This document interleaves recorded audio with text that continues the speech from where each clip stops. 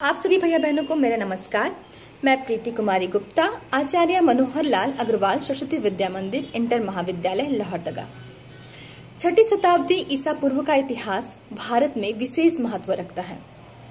6ठी शताब्दी ईसा पूर्व से 4ठी शताब्दी ईसा पूर्व का यह काल भारत में बुद्धकालीन युग अथवा प्राक मौर्य युग के नाम से जाना जाता है।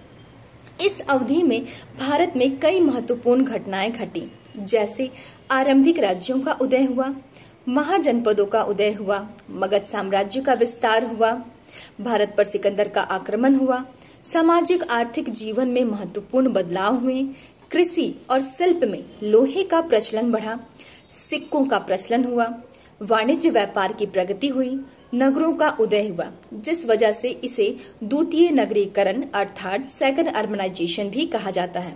इसके साथ ही इस काल में भारत में धर्म सुधार आंदोलन हुए, जिसके तहत बौद्ध धर्म और जैन धर्म अस्तित्व में आए।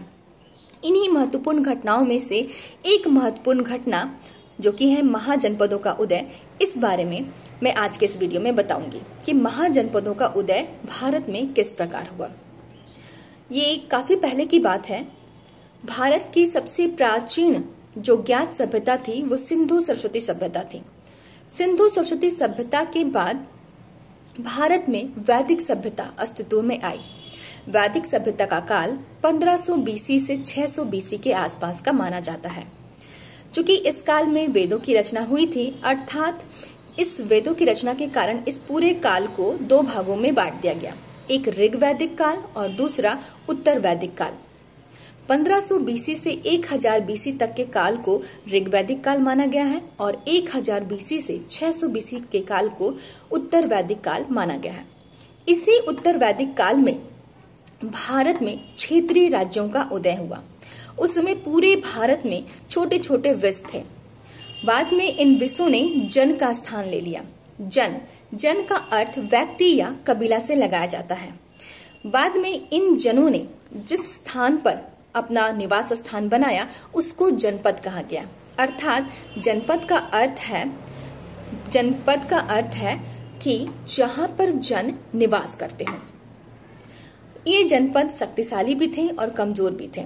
शक्तिशाली जनपदों ने अपने आसपास के क्षेत्रों को जीतकर उसे अपने अधीन कर लिया और वे महाजनपद में तब्दील हो गए। इस तरह से पूरे भारतवर्ष में कुल 16 महाजनपदों का उदय हुआ। इन महाजनपदों के बारे में जानकारी हमें बौद्ध ग्रंथ के अंगुत्तर निकाय और जैन ग्रंथ के भगवती सूत्र से मिलती है।